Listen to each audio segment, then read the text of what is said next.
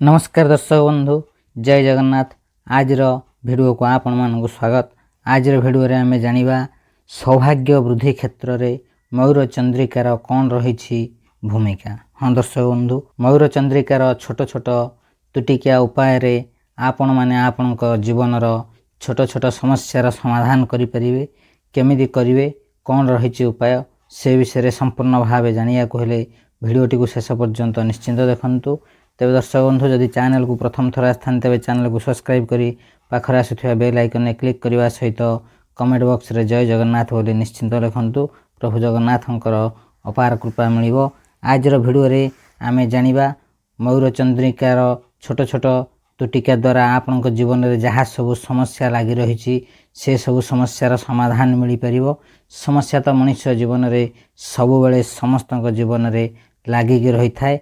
प्रत्येक उपाय रे आपण पूर्ण विश्वास रखिबा आवश्यक दर्शक बंधु, तेबे जाई कि आपनकर उपाय सफल हेबो। तेबे दर्शक बंधु, प्रत्येक व्यक्ति जीवन रे शांति खोजुथांती। समस्तक जीवन रे शांति न थाए।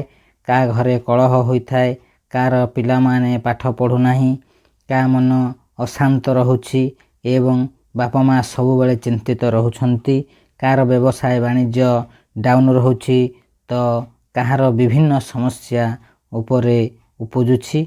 एमिति अनेक समस्या प्रत्येक लोकंक जीवन रे किछि ना किछि रहिछि। आमे एतिकी कहिबा जे कहार जीवन रे संपूर्ण रूपे खुशी नाही। मनुष्य समाज रे किछि ना किछि व्यक्ति निश्चिंत भावे कोनोसी ना कोनोसी क्षेत्र रे किछि दुख तांक जीवन रे रही थाए। आपण निज निज जीवन को देखंतु, अनुभव करंतु। कोनोसी ना कोनोसी क्षेत्र रे आपण अधिक सुख पाउथिबा बेले किछि किछि क्षेत्र रे आपण को दुख मध्य मिली थाए एवं किछि किछि क्षेत्र रे आपण सुख पाइबा बेले आउ किछि समय रे आपण को दुख मध्य मिली थाए। तेबे दर्शक बंधु, भगवान समस्तक जीवन रे किछि ना किछि दुख कष्ट रखि थांती। तेबे निजर जीवन शैली बदलया पई किछि ना किछि उपाय करबा को पड़ी थाए। आसंतु आज भिडियो रे जानिबा मयूर चंद्रिका को नेगी कौन कौन प्रतिकार रही से विषय रे जानिबा। दर्शक बंधु, मयूर चंद्रिका आपण निश्चिंत भावे देखिथिबे प्रभु श्रीकृष्ण मस्तक रे लगांती। मयूर चंद्रिका मन को शांत करि थाए एवं आपण को कलहरु किछि ना किछि परिमाण रे दूरेई रखि थाए। जदि आपनक जीवन रे किछि ना किछि दुर्भाग्य रहिछि बा घरे किछि आपनकर स्वामी स्त्री को नै मलमालिन्य रहुछि, विशेष करी स्वामी स्त्री को नै कलह लागि रहुछि, स्वामी स्त्रींकर जे फोटो एल्बम रही से एल्बम भितरे मयूर चंद्रिका रखंतु निश्चिंत, जहाँ फल आपन को किछि शुभ फल मिलिबो। स्वामी स्त्री मध्य रे होउथिबा कलहरु मुक्ति पाइबे एवं एही उपाय उपर आपनकर विश्वास रहिबा नित्यंत आवश्यक। विश्वास मूल ही सब किछि होई थाए। मयूर चंद्रिकाटी जदि आपण आपनकर स्वामी स्त्री बा परिवार रो फोटो रहुथिबा एल्बम मध्य रे रखंती, तेबे आपनकर परिवार रे जदि कलह सृष्टि होउथाए किंबा स्वामी स्त्री मध्य रे सब बेले अशांति सृष्टि होउथाए, सेथिरु आपण दूरेई पारिबे। आपनकर संतान बा आपनकर पिला माने पाठ पढ़ारे आग्रह प्रकाश करू नांती।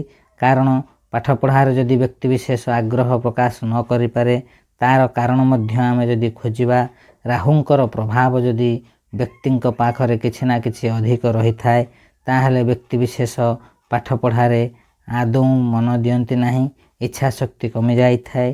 तेणु सेथिरु आपन को किछि ना किछि मुक्ति पाइबा पई, पिलांकु पाठ पढ़िबारे सहज हेबा पई, परीक्षा को जिबा समय रे पिलामानक पॉकेट रे मयूर चंद्रिका रखिले निश्चिंत भावे आपन को शुभ फल मिलिबो। तेबे दर्शक बंधु, पिलांक पाठ पढ़ारे मन लागिबा पई हेले पिलांक बही रे बा पुस्तक रे मयूर चंद्रिकाटी रखंतु। निश्चिंत भावे देखिबे पिलांकर पाठ पढ़िबारे मन लागिबो। दर्शक बंधु, रात रे आपण सोउचंती, किछि किछि लोकन को सुख निद्रा हे जाउछे, समान आराम रे सोई पडुछंती।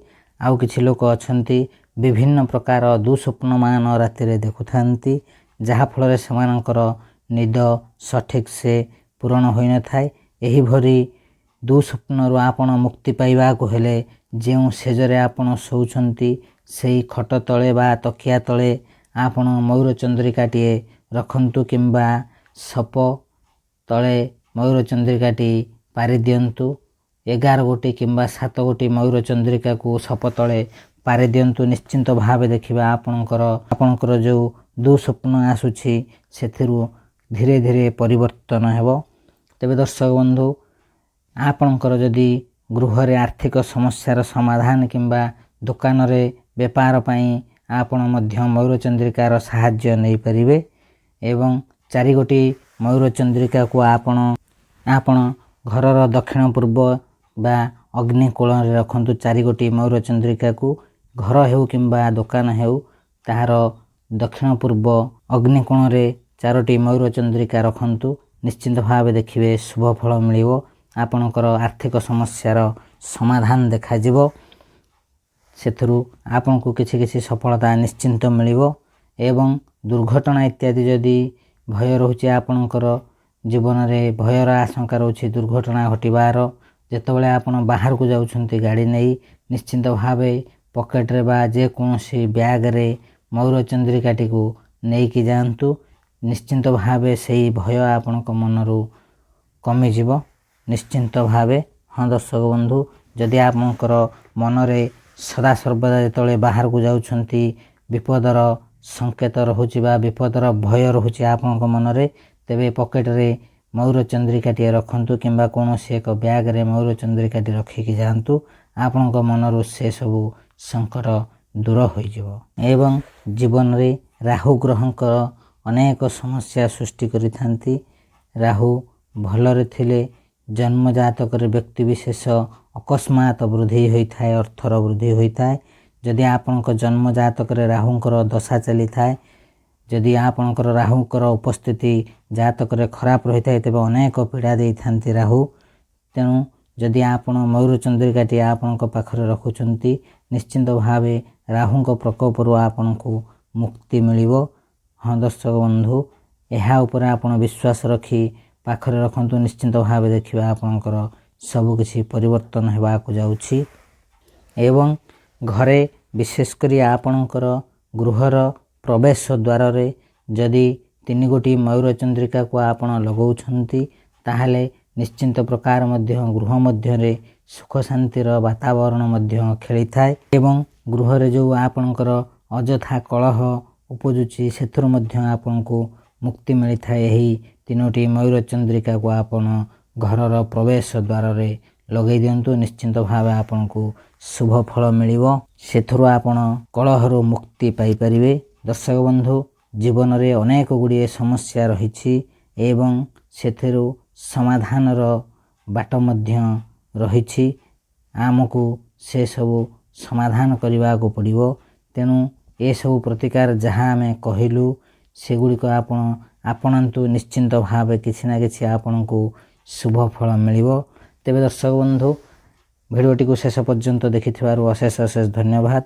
ଆଶା କରୁଛି ଭିଡ଼ିଓଟି ନିଶ୍ଚିନ୍ତ ଭାବେ ଆପଣଙ୍କର କାମରେ ଲାଗିବ ଏବଂ ଆପଣଙ୍କୁ ଭଲ ଲାଗିଥିବ, ଆପଣଙ୍କ ମନକୁ ଛୁଇଁଥିବ। ନିଶ୍ଚିନ୍ତ ଭାବେ ମୟୂର ଚନ୍ଦ୍ରିକାର ଶୁଭ ଫଳ ମିଳିବାର ଉପାୟ ଗୁଡ଼ିକ ସମ୍ପୂର୍ଣ୍ଣ ଭାବେ ଏହି ଭିଡ଼ିଓ ମାଧ୍ୟମରେ ଆପଣଙ୍କୁ ଆମେ ବୁଝାଇ ଦେଇଛୁ।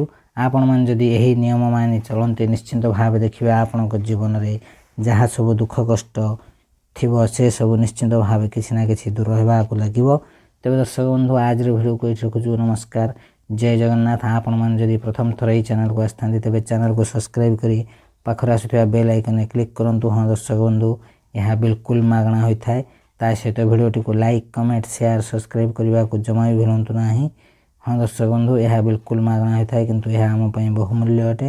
ତେବେ ଦର୍ଶକ ବନ୍ଧୁ, ଆଜିର ଭିଡ଼ିଓକୁ ଏଇଠି ରଖୁଛୁ। ନମସ୍କାର, ଜୟ ଜଗନ୍ନାଥ।